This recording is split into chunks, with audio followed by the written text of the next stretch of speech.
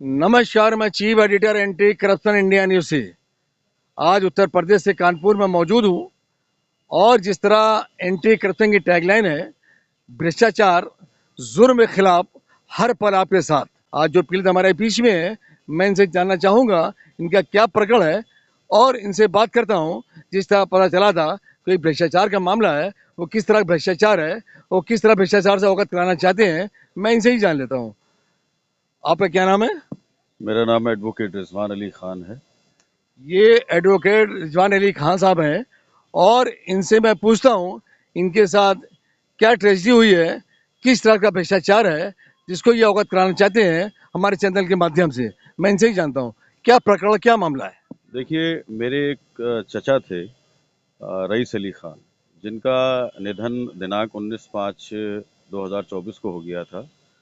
और चूंकि उनकी जो उनकी मिट्टी थी वो कर्नलगंज स्थित मौसूमा अला बख्श कब्रिस्तान में दफन की गई थी। मेरी मौजूदगी में दफन की गई थी उनकी मिट्टी। और वहाँ के कब्रिस्तान के जो तकियादार थे उनके द्वारा मुझे उनकी दफन रसीद प्रदान की गई थी। और चूंकि उस कब्रिस्तान में मेरे सभी पूर्वज, अधिकतर सभी पूर्वज मेरे वहाँ पर हैं, मेरे दादा दादी सभी लोग वहाँ पर हैं।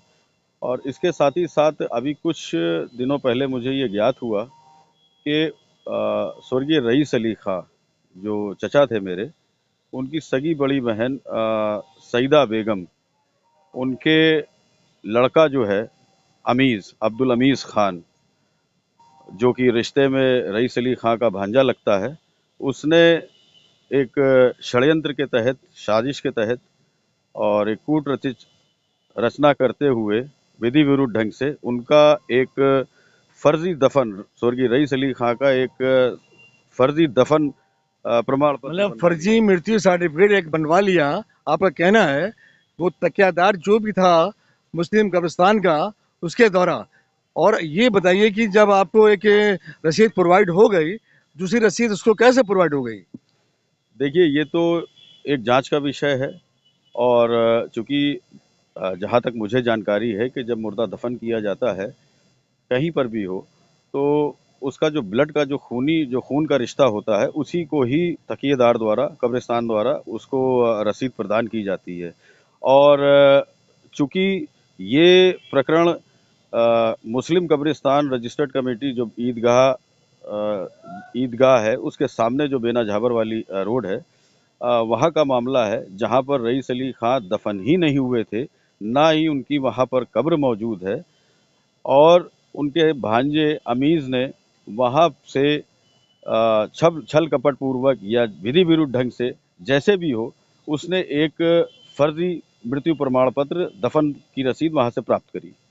इसके संबंध जिस तरह ये अवगत करा रहे हैं, ऐसा प्रतीत होता है इसमें तकियादार की भूमिका संगीन है। और ये साठ गांठ कर कर ये रसीद बनवाई गई है। और वो रसीद क्यों बनवाई गई है और किसने बनवाई है वो भी जानता हूँ। ये बनवाने वाला रसीद कौन है और तकियादार कौन है? जी, तकियादार जो कि उसमें मृत्यु प्रमाण पत्र में जो मेंशन किया गया है, वो आशिक अली के नाम से उनके हस्ताक्षर है। और बाकायदा कब्रिस्तान की वहाँ मोहर भी लगी हुई है, उस पर अमीस का नाम लिखा हुआ है। और अमीस के साथ साथ तकियादार की मोहर और दस्तखत भी है। इस मामले की जानकारी होते ही मैंने दिनांक 10 अगस्त को मैंने थाना कर्नलगंज श्रीमान थाना अध्यक्ष को एक लिखित प्रार्थना पत्र दिया। और रजिस्टर्ड पोस्ट से भी मैंने भेजा उनको। और श्रीमान जिलाधिकारी महोदय, श्रीमान पुलिस आयुक्त कानपुर महोदय को भी मैंने रजिस्टर्ड डाक द्वारा मैंने ये पत्र भेजकर, शिकायती प्रार्थना पत्र भेज करके मैंने अमीस के ऊपर प्रथम सूचना रिपोर्ट दर्ज करने की पुलिस से मांग करी। और इसके बाद में 10 दिन, तकरीबन 10 दिन बीत जाने के बाद भी पुलिस, थाना कर्नलगंज पुलिस द्वारा किसी भी प्रकार की कोई संभव कार्रवाई नहीं की गई। और मेरे पूछने पर भी मुझे कोई संतोषजनक उत्तर नहीं दिया गया थाना कर्नलगंज पुलिस के द्वारा। जिस तरह ये अवगत करा रहे हैं कि मैंने प्रातःपात 10 दिन पूर्व दिया था और उस पर यहाँ के पुलिस कमिश्नर ने संज्ञान लिया और उसने थाना कंदलगंज को मार्क किया, आदेश किया इसकी जांच करके इसने प्राप्तापत के आधार पर उस पर प्राथमिकी दर्ज की जाए। लेकिन अभी तक इनकी कोई एफआईआर लॉन्च नहीं हुई है और जिस तरह से भ्रष्टाचार व्याप्त है दिख रहा है सामने। और मैं जानना चाहूँगा इनसे कि अगली कार्रवाई क्या है इनकी और क्या एक्शन आगे करवा रहे हैं। जी हाँ, जैसा कि आपने अभी बताया कि श्रीमान पुलिस कमिश्नर महोदय से मैंने 20 तारीख को मैंने मुलाकात करी व्यक्तिगत रूप से और उनको प्रकरण की पूरी जानकारी दी। जानकारी देने के साथ-साथ वो फर्जी जो मृत्यु प्रमाण पत्र अमीश के द्वारा बनवाया गया था, वो भी मैंने उनको प्रस्तुत किया और उन्होंने तत्काल ही मामले का संज्ञान लेते हुए श्रीमान डीसीपी सेंट्रल स्तर की जाँच करते हुए मेरे प्रार्थना पत्र के ऊपर ही उन्होंने अपने प्रभावी न्यायोचित कार्यवाही के उन्होंने निर्देश जारी किए डीसीपी सेंट्रल महोदय को और एसएचओ कर्नलगंज को। परंतु उसके बाद भी मेरे ख्याल से मुझे कहना अच्छा नहीं लग रहा है कि पुलिस के द्वारा अपने उच्च अधिकारियों की आदेशों की अवहेलना की जा रही है और अभी तक मुझे किसी तरीके की न्याय या किसी तरीके की मुझे कोई भी संतोषजनक विधिक कार्यवाही नहीं मुझे प्रदान की गई है थाना कर्नलगंज के द्वारा। और जैसा कि आपने ये पूछा कि अगर यदि मुझे न्याय नहीं मिलता है तो संभवतः शायद मुझे माननीय न्यायालय के समक्ष अपनी आवाज़ ले जानी होगी और मुझे चूँकि मैं इसके लिए विधि पूर्वक मैं स्वतंत्र हूँ। जिस तरह अधिवक्ता कानपुर के सीनियर अधिवक्ता रिजवान खान का कहना है अगर हमको न्याय नहीं मिलता है पुलिस प्रशासन से तो अगला स्टेप हमारा कोर्ट का ही सहारा लेना पड़ेगा और इस पर कोर्ट द्वारा कार्रवाई कराएंगे। और मैं आपकी बात को यहाँ के आला अधिकारियों को अवगत कराऊंगा, यहाँ तक कि मुख्यमंत्री को अवगत कराऊंगा। आप उनसे क्या गुहार करेंगे?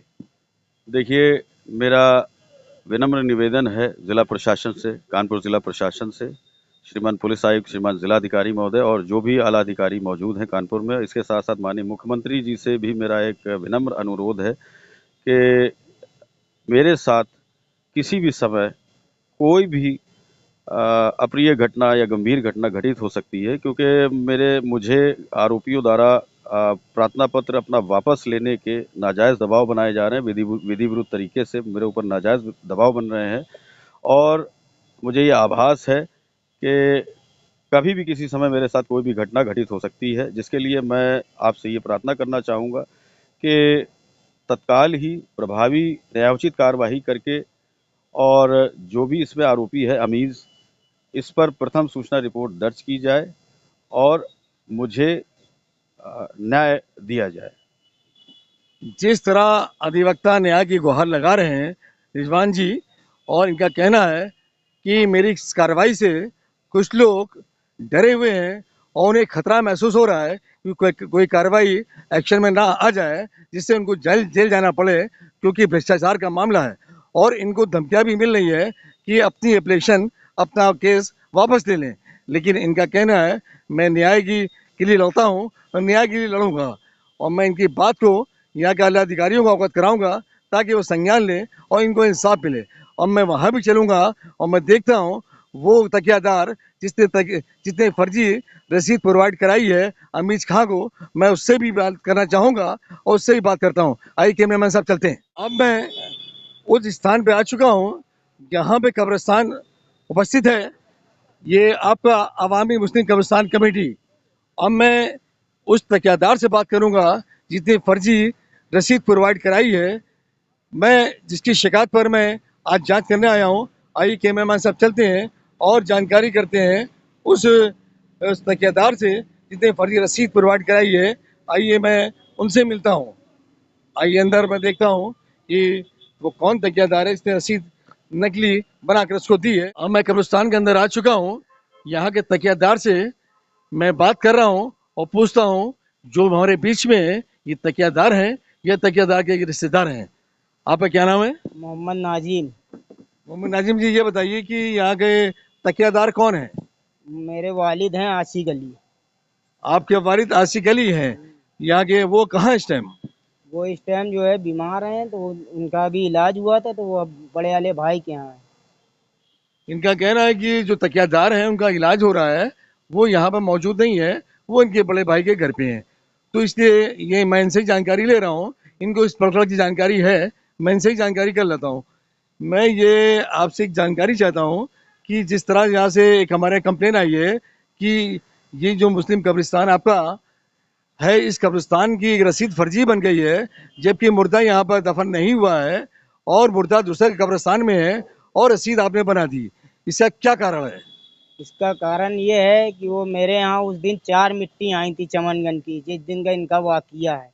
और इन्होंने आए हमसे कहा कि जो है रसीद हमको चाहिए, चमनगंज मिट्टी आई थी। तो हमने कहा मिट्टी कहाँ दफन हुई? हाथ उठा के बतलाया कि वो सामने मिट्टी दफन है। हमने कहा हमारे यहाँ तो 4 मिट्टी आई थी चमनीगंज से। हमने लेडीज जेंट्स, कहीं जेंट्स मिट्टी है। तो मैंने जो है वो कबर देखी है, तो उन्होंने ये बतलाई ये कबर है। मैं गया घर पे रसीद बनवा दी उनकी, मरहूम की आईडी ली मैंने और उनका नंबर लिया जो रसीद लेने आए थे। उनसे रिश्ता पूछा तो उन्होंने बताया मैं भांजा हूँ। उनसे पूछा कि आप भांजे, इनके लड़के लड़के? कहें उनके लड़के लड़के हैं नहीं, उनकी शादी नहीं हुई थी। बस इतनी बात थी, तो मैंने रसीद उस मार्फत से दे दी। जिस तरह ये अवगत करा रहे हैं कि गलत फहमी हो गई, जिस कारण की रसीद उसकी हमारे यहाँ से प्रोवाइड हो गई, जबकि दूसरे कब्रिस्तान में उसकी मिट्टी वहाँ पे दफन हुई है और यहाँ पे नहीं मिल पाए हैं यहाँ के तकियादार। मैं इनसे ही बात कर रहा हूँ, इनसे जानना चाहूँगा कि ये तकियादार यहाँ पे जो नियुक्त हुए हैं, ये वक्फ बोर्ड से हुए हैं, ये कैसे हुए हैं? ये वक्फ बोर्ड से जो है आएंगे तकिएदार। सुन्नी वक्फ बोर्ड जब यहाँ पे खादमी मुस्लिम कब्रिस्तान थी जब से, अब अवामी बनी है तब भी जो है वही तकिएदार हैं आसिक अली। इनका कहना है आसिक अली ही तकियादार हैं यहाँ के। और मैं जानना चाहूँगा कि आपने क्या इसमें तफ्तीश नहीं करते हैं कि यहाँ पे लोग दफन हो जाते हैं और उसके बाद भी गलतफहमी आपको हो जाती है, जिस तरह आपने कहा कि दूसरे कब्रिस्तान में दफनाया गया और धोखा हो गया, मैंने रसीद बना दी। ये धोखा कैसे हो गया था आप लोग को? भाई आज तक के कभी हम लोगों के साथ धोखा नहीं हुआ। पहली दफे जो है 420 से बनवा ले गए रसीद। आज तक के इतने साल हो गए, 55-60 साल मेरे वालिद को हो गए, आज तक पहले तो कोई आईडी कोई कुछ नहीं ली जाती थी। जब रसीद में कभी नहीं ऐसा हुआ। ये अब हमें क्या मालूम किसी के दिल में क्या घुसा है क्या नहीं घुसा है, या किसी के चेहरे पे लिखा है 420 है। हमने तो आईडी मांगी मरहूम की, उन्होंने हमको आके आईडी दे दी, मैंने उस मार्फत से उनको रसीद दे दी। इनका कहना है उन्होंने आईडी पे प्रोवाइड कराई और मैंने उनको रसीद बना के दे दी। अब मैं इस प्रकरण को यहाँ के आला अधिकारियों को अवगत कराऊंगा, यहाँ तक कि मुख्यमंत्री को अवगत कराऊंगा, ताकि संज्ञान ले और पीड़ित को न्याय मिले। जिस तरह पीड़ित आरोप लगा रहे थे कि इनके साथ फ्रॉड हुआ है और यहाँ पे गलत तरीके से रसीद बनाई गई है, उसके लिए मतलब इसमें जांच का विषय है। इसमें जो डीएम द्वारा जांच हो रही है, जांच में तथ्य क्या सामने आएंगे वो जो समय बताएगा। अब अगली अपडेट में किसी नया प्रकरण से अवगत कराएंगे। जब तक ये राष्ट्रीय अंतर्राष्ट्रीय खबरों से बने रहिए एंटी करप्शन इंडिया न्यूज के साथ। मैं चीफ एडिटर अतर हुसैन, एंटी करप्शन से, साथ में कैमरामैन सत्येंद्र कुमार। नमस्कार, जय हिंद।